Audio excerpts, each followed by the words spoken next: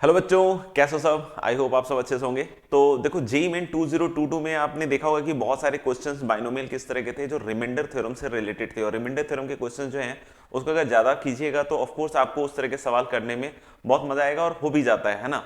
तो ऐसा ही आपको आज एक सवाल करने का मौका मिल रहा है कि what is the reminder, find the reminder when 2222 की पावर 5555 प्लस 5555 की power 2222 is divisible by some 527, है ना। ऐसा कुछ शानदार सा दिख रहा है। तो क्या कर सकते हैं, कैसे कर सकते हैं, उसके बारे में बात करेंगे। तो एक छोटे मोटे फॉर्मूले पे भी हम फोकस करेंगे आज, है ना।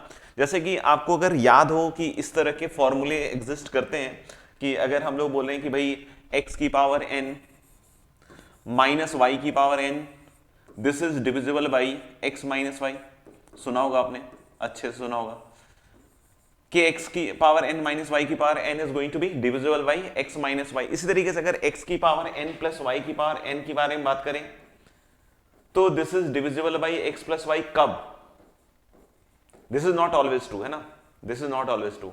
n इक्वल टू 1 पे तो बिल्कुल बिंदास चल रहा है ना। n इक्वल टू 2 पे देखोगे तो x square plus y square is not divisible by x plus y. लेकिन n 3 लोगे तो x cube plus y cube is definitely divisible by what, x plus y. यानी कि n अगर ऑड है तो ये ट्रू है, n अगर ऑड है तो ये ट्रू है। तो n इक्वल टू ऑड के लिए बच्चों ये ट्रू है। समझ रहे हो बात को।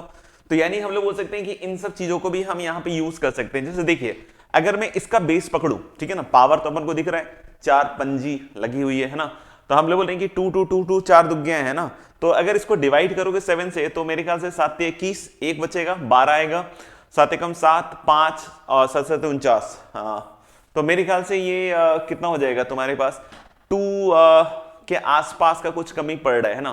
तो एक बार फिर से देख लेते हैं। This is going to be 2 2 2 अगर डिवाइड कर रहे हैं हम लोग तो मैं इस वाले फॉर्मूले टाइप की कोई चीज को यूज करना चाहता हूं, है ना। तो देखते हैं पहले रिमाइंडर कितना आ रहा है। तो देख सकते हो कि दिस इज 3 टाइम्स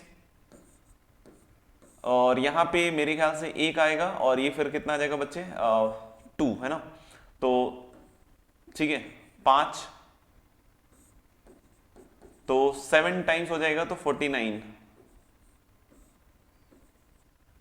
49, है ना।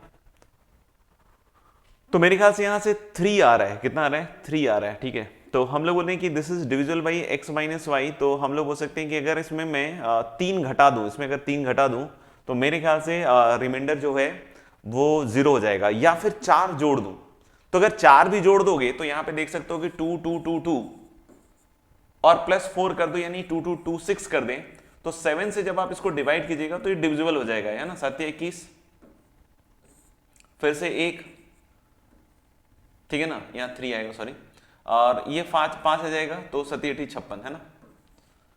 तो मेरे ख्याल से अगर मैं यहां पे इस तरह का कुछ यूज कर लूं, कैसे कि 2 2 2 2 4 बार की पावर 5 5 5 5 और प्लस लिख दूं 4 की पावर 5 5 5 5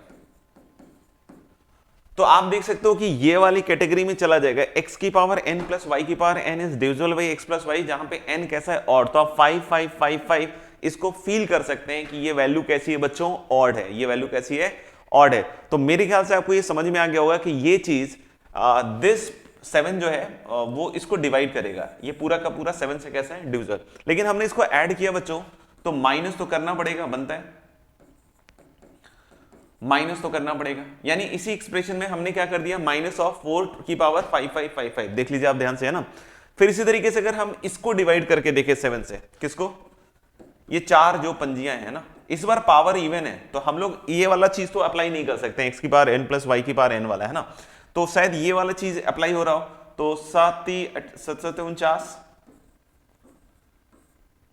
6 7 9 63 2 और 7 21, है ना।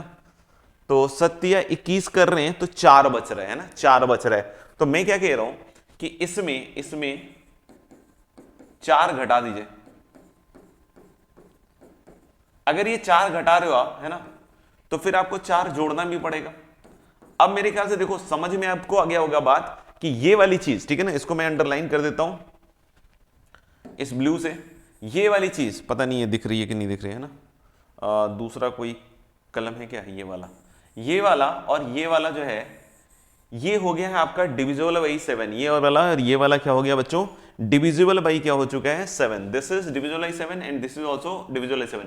ये किस फंडे से डिविजिबल बाई 7 हुआ, x की पावर n प्लस y की power n is divisible by x plus y, जहां n कैसा है ऑड, और ये किस फंडे से हो गया, x माइनस y से डिविजिबल आया। यानी हमको इसके बारे में इसका रिमाइंडर निकालना पड़ेगा बच्चों, है ना, इसका रिमाइंडर निकालना पड़ेगा। तो चलिए 7 से देखते हैं इसका रिमाइंडर कैसे निकाला जा सकता है ना। क्या है 4 की पावर, क्या है 4 की पावर 1 2 3 4 है ना, -4 की पावर, -4 की पावर क्या है आपका 5555 है ना, 5555। तो इन दोनों में भी कुछ कॉमन आ रहा है मेरे ख्याल से, 4 की पावर ये जो है ये बाहर आ रहा है और अंदर बन रहा है 1 - 4 की पावर 3 3 3 3, और ये 4 की पावर 2 2 2 2 हटा दें और यहां देखना अगर हम इसका क्यूब ले लें तो 4 क्यूब कितना हो जाएगा 64, और 64 की पावर कितना हो जाएगा 1 1 1 1। अब मैं तुमसे पूछता हूं कि क्या ये 7 से डिविजिबल है, तो आंसर इज यस, ये 7 से डिविजिबल है, क्योंकि आप ऐसे सोच सकते हैं कि दिस इज 1 1 1 1, और चाहो तो माइनस निकाल लो, है ना, अगर आपको लग रहा हो कि यार कैसे होगा ये, तो आप माइनस निकाल लो तो आपको ये दिख जाएगा, है ना, आपको ये दिख जाएगा कि this must be divisible by 64 - 1 that is 63 से डिविजिबल है। तो क्या ये 7 से डिविजिबल होगा, तो जी हां, अगर 63 से डिविजिबल है तो डेफिनेटली क्या 7 से भी डिविजिबल होगा। तो आप समझ चुके हैं कि ये 7 से डिविजिबल है, ये 7 से डिविजिबल है और ये भी 7 से डिविजिबल है। तो ultimately what is your answer, log 1/2, oh my god sorry 0। तो यानी कि reminder is going to be 0। Thank you very much. कैसा लगा इस सवाल जरूर बताइएगा लिखकर, और अगर आप चाहते हैं कि मैं ऐसे और प्रॉब्लम्स आपके लिए करूं तो डेफिनेटली लिख के जरूर बताइएगा।